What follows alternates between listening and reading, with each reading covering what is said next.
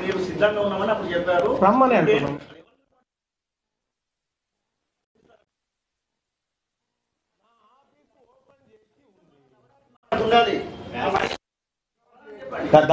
Over action చేయకండి. అది బంద్ చేయి, బంద్ చేయి. అది తెలుస్తానే ఉంది కానీ బంద్ చేస్తాం. బంద్ చేయి. క్వశ్చన్ అడిగింది ఆమె, నీకు క్వశ్చన్ అడిగింది ఆమె. ఎవరు? నీ క్వశ్చన్ ఏం అడుగు, నీ క్వశ్చన్ ఏం అడుగు ఫస్ట్. కాంగ్రెస్ పార్టీలో లేదు. ఇప్పుడు కోసం మీరు ఎట్లా కొట్లాడతారు చెప్పండి. ఆమె అడిగిన క్వశ్చన్ అర్థం కాకపోతే అర్థం చేసుకో. ఆ సోదరు అడిగింది ఏంది? 6 గ్యారంటీలు అమలు చేయకపోతే నా దగ్గరికి రండి. అసెంబ్లీ ఎన్నికల టైంలో మీరు 6 గ్యారెంటీల కార్డు పట్టి మరి ఎవరైతే 6 గ్యారెంటీలు అమలు కాలేదో అవి మా దగ్గరికి రండి అని చెప్పేసి అన్నారు. అట్ ద సేమ్ టైం మీరు ఇప్పుడు కాంగ్రెస్ పార్టీలో లేరు. అదే 6 గ్యారెంటీల గురించి కొట్లాడడానికి సిద్ధంగా ఉన్న ప్రజలకు ప్రభుత్వంతో కొట్లాడతాం, హామీలు ఇచ్చిన వాళ్ళతో.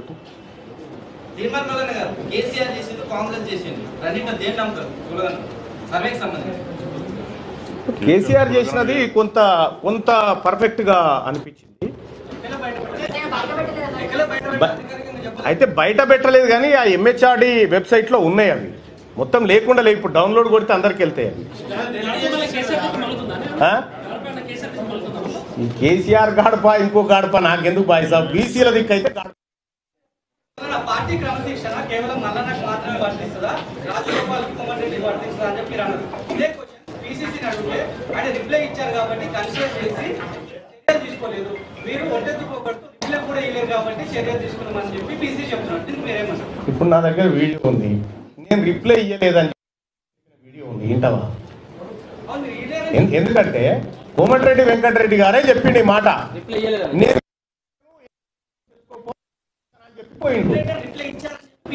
నేను ఇయ్యలేదు బాయ్ సాబ్, అది ఇయ్యలేదు. అంటే వాళ్ళకో న్యాయం మాకో న్యాయం కాదు కదా. అట్లా కవిత కూడా బీసీ మూవ్మెంట్ అంటున్నారు కదా, మరి ఆమెతో కలిసి పనిచేస్తారని. మా రథం లాగడానికి ఆమె కూడా వస్తాడే, మేమెందుకు వద్దంటాం. బీసీ ఎందుకంటే ఇన్ని రోజులు మిమ్మల్ని మోసినాం కదా, ఇప్పుడు మమ్మల్ని కూడా మోయాల్సినటువంటి సమయం ఇక అనివార్యంగా అందరు కూడా చేయాల్సిందే. ఎన్నికల టైంలో యశస్విని రెడ్డి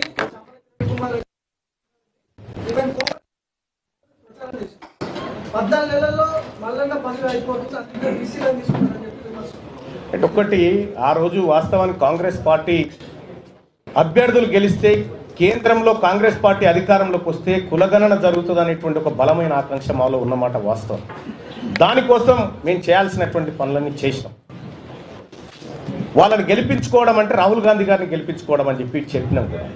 సో కాబట్టి నేనేమంటున్నా, కాంగ్రెస్ పార్టీ అధికారంలోకి రావడానికి రాహుల్ గాంధీ గారిని ప్రధానమంత్రి చేయాలనేటువంటి ఆకాంక్షతోటి చాలా వర్క్ చేసినాం. కానీ దురదృష్టవశాత్తు ఆయన ప్రధానమంత్రి కాలేదు. అడుగుతున్న ప్రశ్న ఏంటంటే అది కాదు ఆయన అడిగింది. యశస్వి రెడ్డి వీళ్ళందరూ కూడా మన గెలుపు ప్రయత్నం చేసిర్రు. 14 నెలలు మన పదవి అయిపోతుంది కాబట్టి